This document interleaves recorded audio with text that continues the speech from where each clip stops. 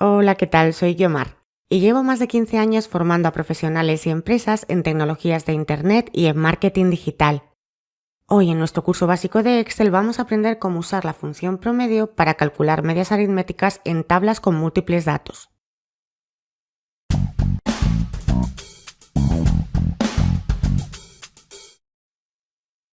Para este tutorial vamos a utilizar la plantilla de gastos e ingresos que forma parte del kit de plantillas de Excel que puedes descargar en la descripción del vídeo. En esta tabla aparecen los gastos e ingresos de una persona de enero a junio por tipo de gasto y por trimestre.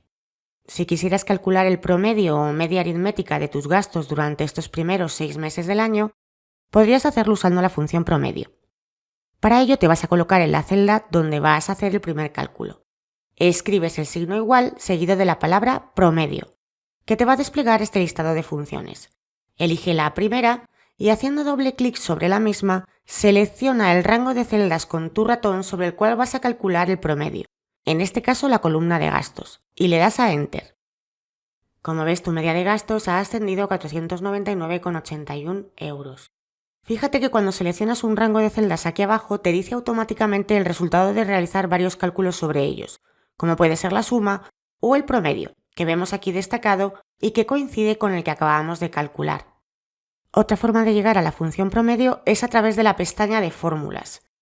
Dirígete a Insertar función, escribe la palabra promedio y selecciona la que te interesa. En este caso la abro y voy a seleccionar no todo el rango de costes como antes, sino solamente los costes correspondientes a la categoría de gasto transporte. Para ello, vas a seleccionar cada una de las celdas con tu ratón apretando a la vez la tecla Control. Una vez seleccionadas, le vas a dar a Enter. Fíjate que te ha calculado el promedio de tus gastos, pero en este caso solo los gastos de transporte. Ahora permíteme recordarte que me ayudas muchísimo dándome un like si te gusta este vídeo. Y si no quieres perderte otros vídeos como este, suscríbete al canal activando la campanilla. Seguimos.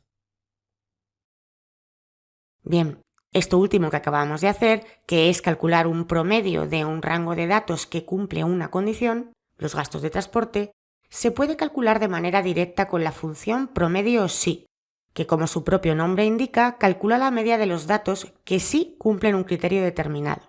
Es más cómoda de usar cuando tenemos muchos datos en tablas grandes y no podemos ir seleccionándolos. También podrías utilizar la opción de crear una lista desplegable para poder seleccionar un valor de esta lista de posibilidades, tipo de gasto en este caso, y que te devolviera un valor determinado. Si te interesa saber cómo crear una lista desplegable, te sugiero que veas el tutorial que aparece en pantalla. Vamos a calcular este promedio condicional usando la función promedio sí, para lo cual nos situamos en la celda donde vayamos a insertar el cálculo, escribimos igual a la palabra promedio y cuando nos despliega las opciones, elegimos promedio sí haciendo doble clic sobre la misma. Ahora nos está pidiendo que seleccionemos el rango.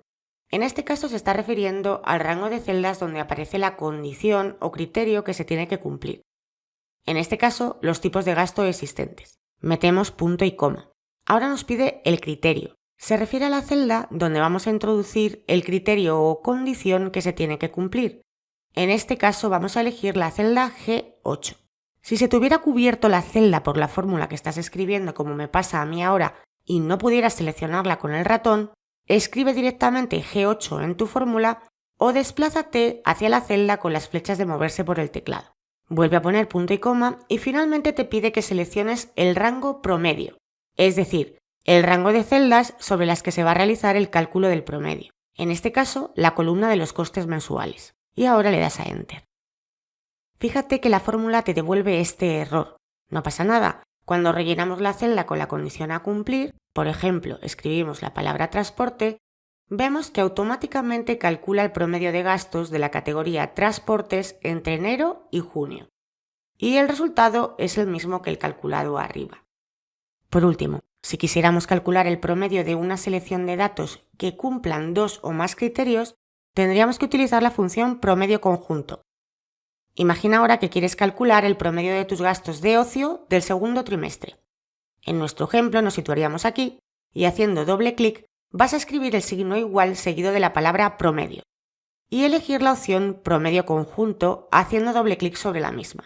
Una vez seleccionada, te pide que introduzcas primero el rango promedio, es decir, el rango de celdas que contienen los valores sobre los que se va a calcular el promedio.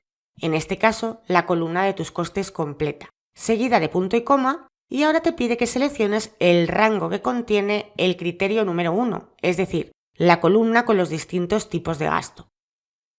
Vuelves a escribir punto y coma para separar.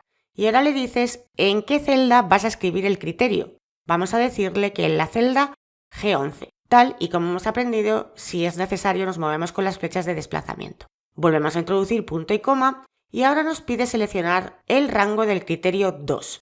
En nuestro caso, la columna que contiene los trimestres. La selecciono con el ratón, pongo punto y coma y añado la celda donde voy a escribir dicha condición. En este caso la H11 y cierro la fórmula dando a Enter. Dirígete a la celda del primer criterio y escribe la palabra ocio.